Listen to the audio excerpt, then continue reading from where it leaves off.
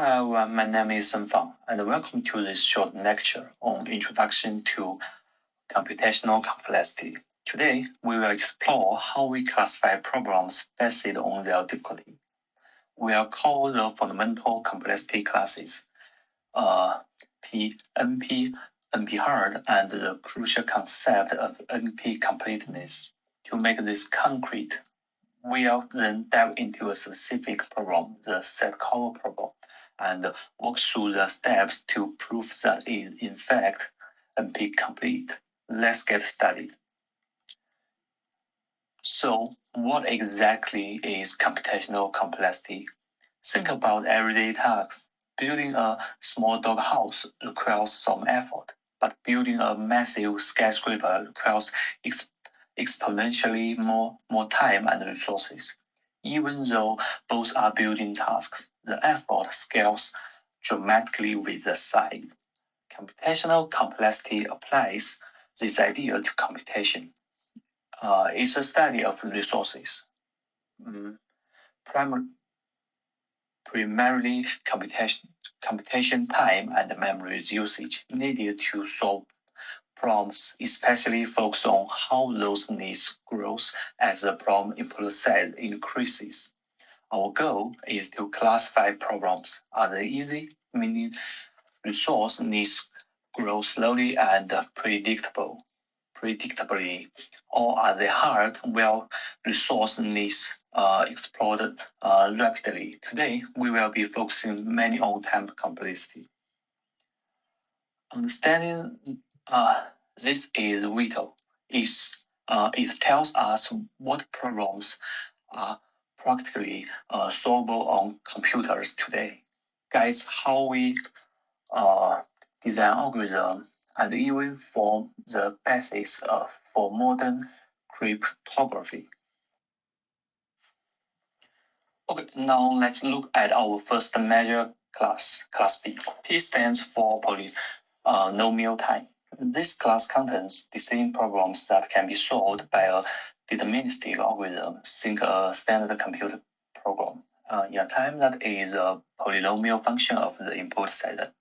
Essentially, these are the problems we consider efficiently solvable or trackable. Even as the input gets larger, the time required to solve them grows reasonably, like n squared, n cubed, or even faster polynomials like n log n. Familiar examples include sorting a list, finding the shortest path between 2 points in a graph using algorithms like Dijkstra's, and even determining if a number is prime. Next, we have class NP. This stands for non-deterministic polynomial time. The most common way to understand NP is through verification. A problem is NP if given a potential solution or certificate, we can check if the solution is correct in polynomial time using a deterministic algorithm. Think about it.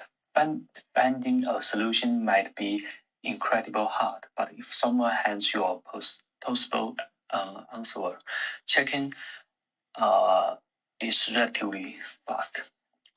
Examples including Boolean satisfiability, checking if a given choose assignment satisfies a formula is easy. Row finding one might be hard. The same applies to checking if a given path is a Hamiltonian cycle. If a set of vertices is a vertex cover, or importantly, or for later, if a given collection of sets form a set cover.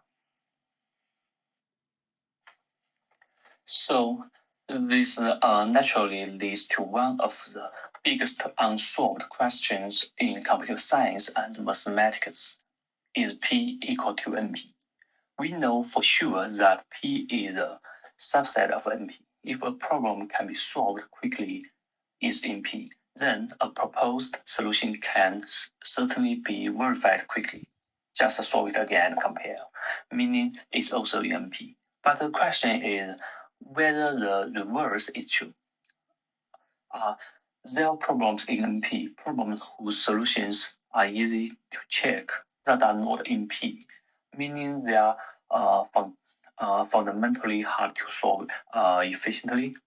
Most computer scientists believe that P are not equal to NP, meaning there are problems easy to verify but hard to solve. If P did equal NP, it would have revolutionary consequences. Many tasks currently considered computationally hard, including breaking modern encryption, could potentially become easy. Now, let's introduce NP hard problems. A problem is NP hard if every problem in NP can be reduced to it in polynomial time. This concept of reduction is key. It's like a polynomial time translator. If you can translate any NP problem L into an NP hard problem H quickly, while preserving the yes or no answer, it means H is at least as hard as L. So NP hard problems are at least as hard as all problems in NP. If you found an efficient polynomial time algorithm for any NP hard problem, you could efficiently solve every problem in NP, effectively proving P equal to NP. Crucially, an NP hard problem doesn't necessarily have to be in NP itself. It just needs to be hard enough. Finally, we arrive at NP complete problems, often abbreviated NPC.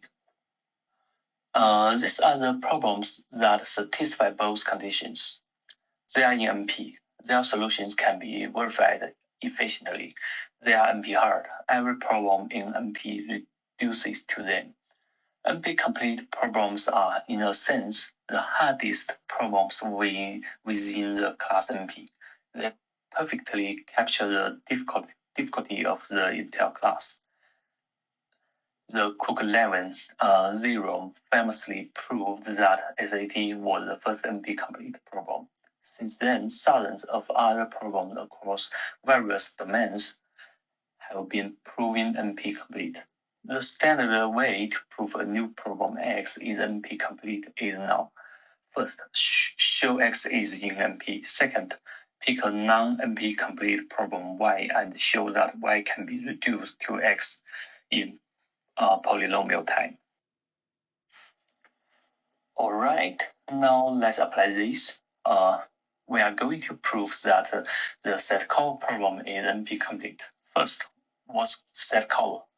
We are given a universe U of elements, a collection S of subsets of U, and an integer K. The question is, can we choose K or fewer subsets from S whose union covers all the elements in U? Look at an example. Our universe is 1, 2, 3, 4, 5. We have several subsets. If K equal to 3, the answer is yes, because we can pick up, for instance, S1, S3, and S4. Their unions is 1, 2, 3, 4, 5, which is U, and we use only 3 sets. If K were 2, the answer would be no for this specific collection. So, to prove set cover is NP complete, we first need to show it in NP. This means we need to show that if someone gives us a potential solution, a subcollection S apostrophe, we can verify it efficiently. What do we need to check? If the size for S apostrophe less than or equal to K, we can just count the sets in S apostrophe, which is fast. Does the union of sets in S apostrophe actually equal to universe U? We can iterate through the sets in S apostrophe. making of elements of U as we see them. Then we could check if all elements of U got marked. This is also efficient, taking time polynomial in the input side. Since both checks are polynomial time verified, set cover is indeed in NP. The second step is to show set cover in NP hard. To do this, we need to choose a problem that we already know is NP complete and construct a polynomial time reduction from the long problem to set cover. We will use the vertex cover problem. Recall, vertex cover asks if a graph G has a set, say, of K or fewer vertices such that every edge in G touches at least one vertex in C. Vertex cover is a standard NP hard problem, NP complete problem. I'm sorry. Now for the crucial part, the reduction. How do we transform an instance of vertex cover into an instance of set cover? Given a vertex cover instance, that's a graph G equal to VE and an integer KVC. We create the universe U for our set cover instance to be the set of edges E from the graph G. For each vertex V in G, we create a subset SV containing all the edges that are instant to V in G.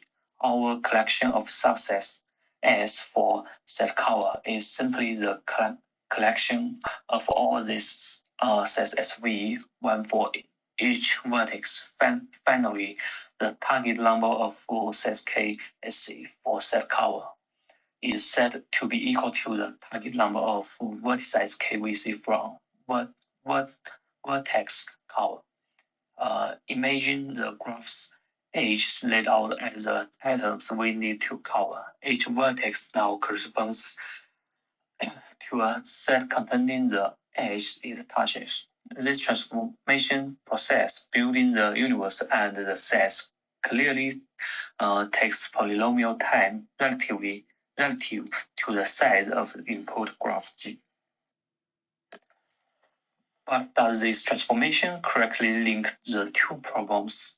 We need to prove that the original graph G had a vertex cover of size at most KVC if and only if our constructed set cover instance had a set cover of size at most KSC. Let's sketch the proof. The first is forward deduction.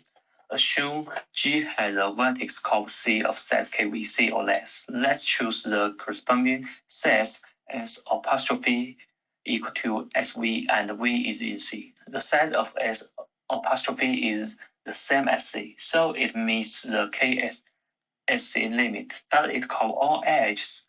Yes, because any edge E equals to UW must be touched by some vertex, say U, in the vertex cover C. By construction, this means edge E is in the set SU, and since U is in C, SU is in our chosen collection S apostrophe, so every edge is covered. And the second is backward direction. Now assume we found a set cover S apostrophe of size KSC or less for our constructed instance.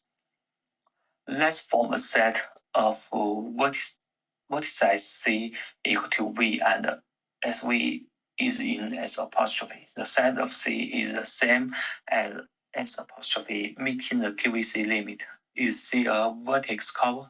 Take any edge E equals to UW. Since S apostrophe covers all edges, it must be in some set SV within S apostrophe. But SV only contains edges touching vertex V, so V must be an endpoint of E. And since SV is in S apostrophe, the corresponding vertex V is in C. Hence, every edge E has at least one endpoint in C is a vertex cover. The reduction works correctly in both directions. So let's warm up the proof. We have successfully showing two things. Set cover is in NP. Solutions can be verified quickly.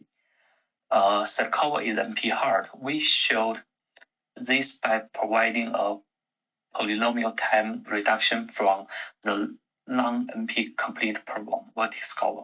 Because set cover satisfies both these conditions, we can conclude the set cover is NP complete. This tells us that set cover belongs to that important class of problems believed to be fundamentally hard to solve exactly and efficiently for all possible inputs. Finding the absolute minimum number of sets needed is likely to require exponential time in the worst case.